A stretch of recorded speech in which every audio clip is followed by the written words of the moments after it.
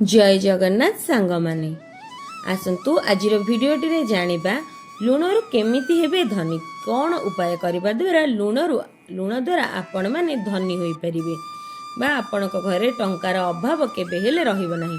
आसंतु भिडियोटी को आरंभ करिबा। लुणरु लोक माने एते जल्दी धनी केमिति होई जांती। तंत्रशास्त्र अनुसार कुहा जायछि जे लुण नकारात्मक ऊर्जा को नष्ट करी सकारात्मक ऊर्जा को निज आड़क आकर्षित करिथाए। किछि लोक तो बशीकरण पाई लुणर उपयोग करिथांती। तंत्रशास्त्र अनुसार लुण को किछि नियम अनुसार पालन कले यह आपण को राताराती धनी करि देइथाए। तेणु भिडियोटी को शेष पर्यंत निश्चय देखंतु।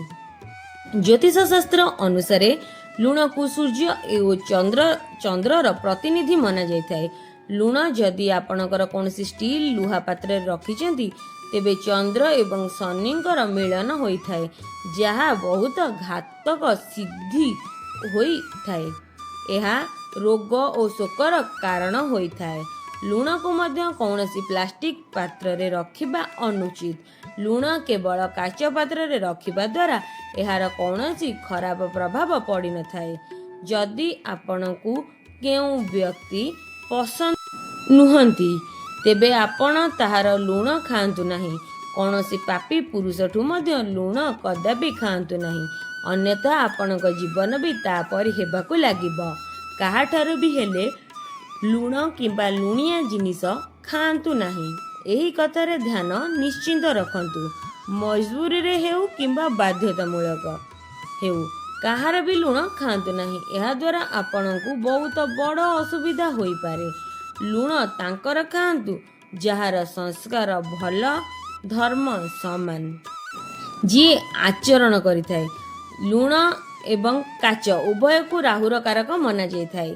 सेतिपई जदि आपण लुण को काच पात्र रे भक्ति करी शौचालय किंबा स्नान घरे रखंती तेबे सेठारे नेगेटिव एनर्जी बा नकारात्मक शक्तिर नाश होइथाए। काहेकि ना राहुर सबुठुर बड़ दुष्प्रभाव होउची बाथरूम ही होइथाए।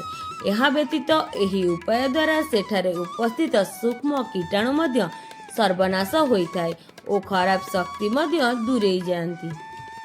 ସବୁ ମାସରେ ଲୁଣକୁ ବଦଳାଇ ଦିଅନ୍ତୁ। ପୁରୁଣା ଲୁଣକୁ ଫୋପାଡ଼ି ଦିଅନ୍ତୁ।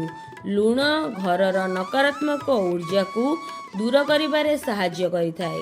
ସେଥିପାଇଁ ଘରେ ପୋଛା ଲଗାଇଲା ବେଳେ ଏକ ଚିମୁଟା ଲୁଣ ପାଣିରେ ମିଶାଇବା दरकार। सप्ताहरे 2 थर एमिति करिबा द्वारा सकारात्मक ऊर्जा घर को प्रवेश करिथाए। कुआ जाए घरे लुण मिसा पानी रे पोछा लगाइबा द्वारा जल्दी धन प्राप्ति होइथाए। करजरु मुक्ति पाइबा पई आपण प्रति रविवार दिन घरे लुण मिसा पानी रे पोछिबा दरकार। एहा द्वारा आपण को धन संबंधी समस्या दूर होइथाए। ता सहित आपण को करजरु मुक्ति मिली थाए।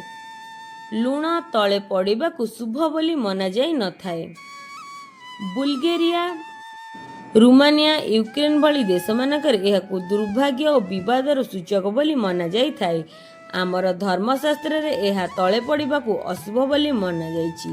लुण तले पड़िबा द्वारा चंद्रमा और शुक्र कमजोर होइथाए।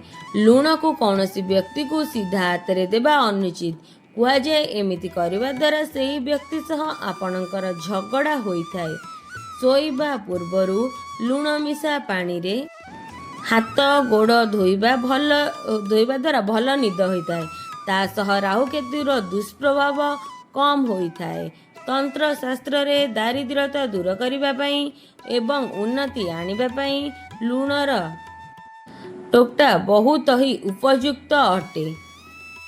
एथिपाई लुण को काच पात्र रे भर्ती करी सेथिरे 4-5टी लवंग पकाई दियंतु। एमिति करिबा द्वारा माता लक्ष्मीकर आशीर्वाद प्राप्त हुए ओ धनर 2 गुण राति 4 गुण उन्नति करिथाए।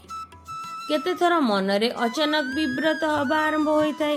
एही सब स्थिति रे आपण हाथ मुठारे मुठाए लुण नहीं आपणक ऊपर 7 थर फेराई एहाकु वाश बेसिन ने बाहर पानी रे छाड़ी दियंतु। किछि समय परे आपणकर समस्त चिंता विव्रत दूर होई जिवो। पति पत्नी मध्य अधिकांश झगड़ा होता है किंबा घरे सबुबले चिंतार रही था। तेणु लुण को बा लुणर यही उपाय आपणाई देखंतु। गोटे पात्र रे किंबा गोटे ग्लास रे सैंधव लुण को पकाई बाथरूम रे रखी दियंतु। यह द्वारा रूम रो नकारात्मक ऊर्जा कम होता है, घरर अवस्था सुधुरिबा पाई लागिबो।